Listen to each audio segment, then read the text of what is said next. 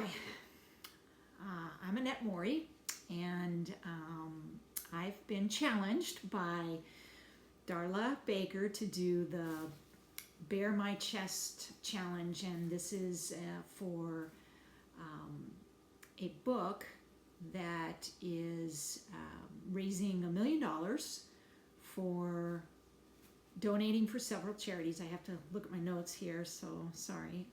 And we're doing this challenge to raise that money to donate to several charities that are aiding and encouraging and empowering women. So I was happy to meet the challenge.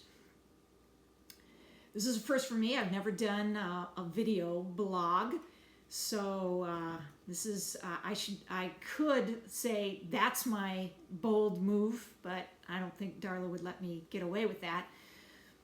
So here's how I'm going to bare my chest. Let me just take my shirt. No, kidding. Gotcha, didn't I? No, I kidded about saying that I was going to take off my shirt because that's what I thought it was about, but it clearly is not.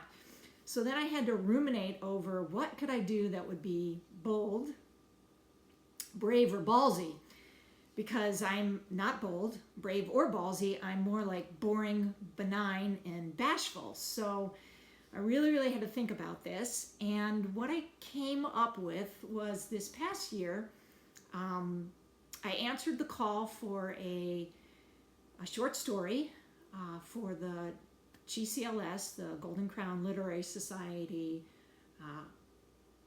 fundraiser to raise funds, and they were calling for short stories. And the short story theme was about going to a GCLS conference. And so here's my brave or ballsy, I guess, move that I made is anybody who knows me knows that I have a passion for social consciousness. I have a passion for education. And I have a passion for this whole notion of beauty and passion and love being broader than the outside package that people have.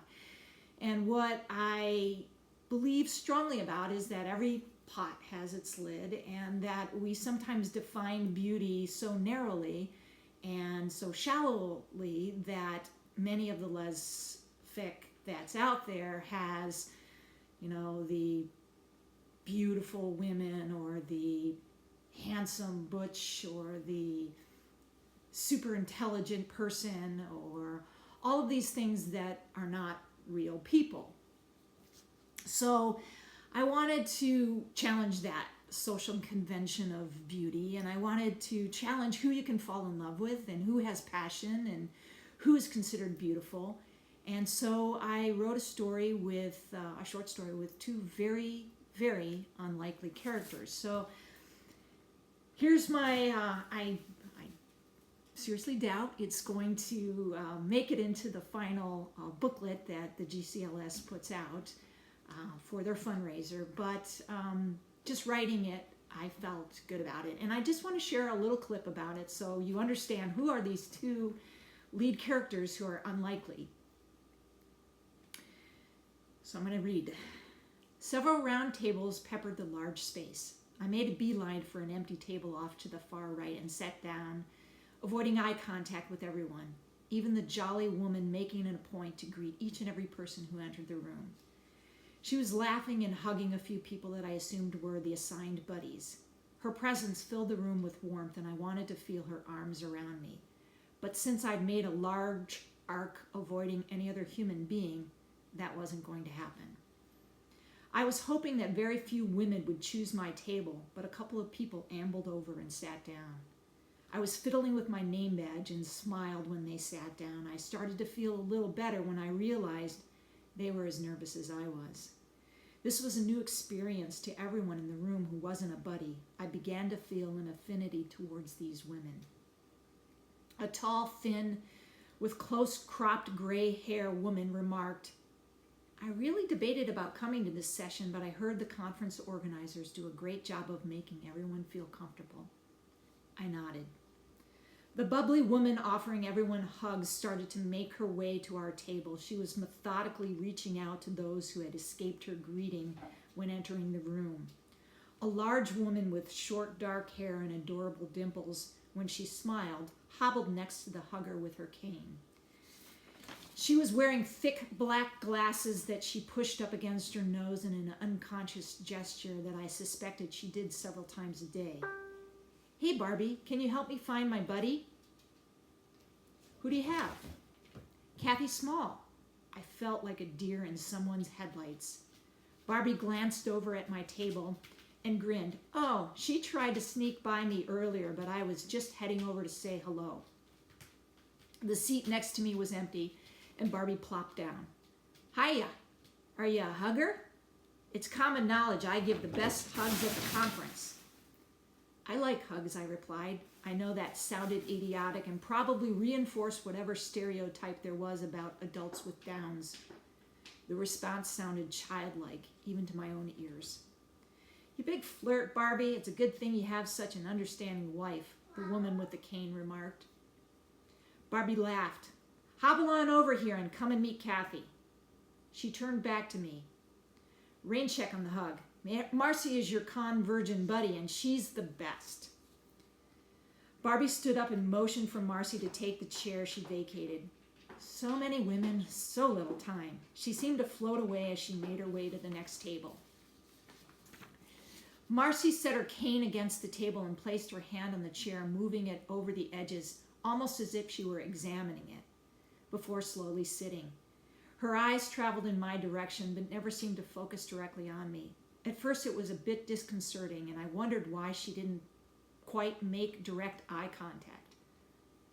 Marcy was a very large woman. She was at least 100 pounds overweight according to those stupid weight charts, but carried her encumbrance well. Despite any good sense on my part, I found myself attracted to her. I was in for another heartbreak. It hadn't mattered in the past who I had a crush on.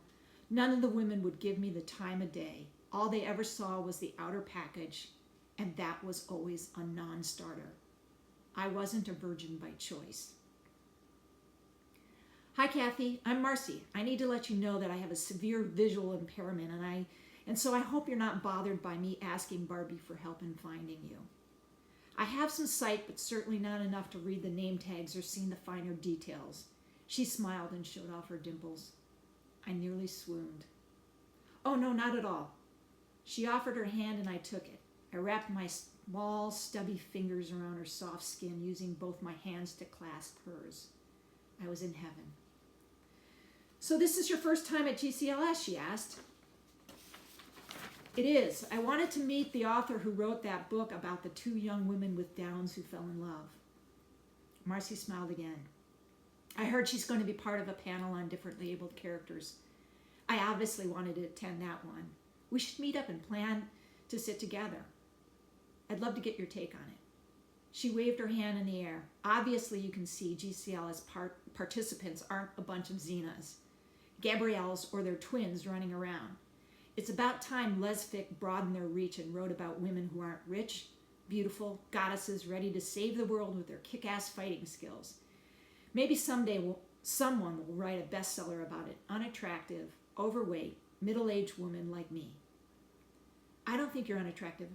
I love your dimples. I noticed them right away," I blurted out. Did I actually just say that? Would she think I was flirting with her? She chuckled. "Can I keep you around? You're very good for my ego." I wanted to respond for as long as you want, but we were interrupted when Barbie began the session by bellowing out, "Hello, all you gorgeous virgins." So that's my clip, and that's my bold, brave, whatever you want to call it, move, that I would be so bold as to submit a story about two very unlikely lead characters and hope that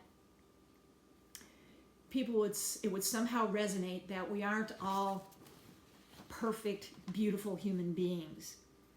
Because in my mind, can't we all relate to passion and love between women, regardless of the outer package? We need to expand our views beyond the fantasy of perfection, or not subscribe to the top 3 acceptable flaws in Lesfic: brooding butch, commitment phobe because of a bad breakup, or here's my all-time favorite, inability to communicate with the result of numerous miscommunications that create that story angst. I do hope that we can broaden Lesfic, and I do often take chances, and sometimes not with good results or with people wanting to be open to hear those stories, and that's the best I can do on my bold move. And I'm going to challenge these 3 individuals to this Bare My Chest challenge. So for my fellow sister affinity authors, Allie Spooner, I'm tagging you. Jen Silver, I'm tagging you. And Lacey Schmidt, I'm tagging you. So those are my 3 tags, and peace out.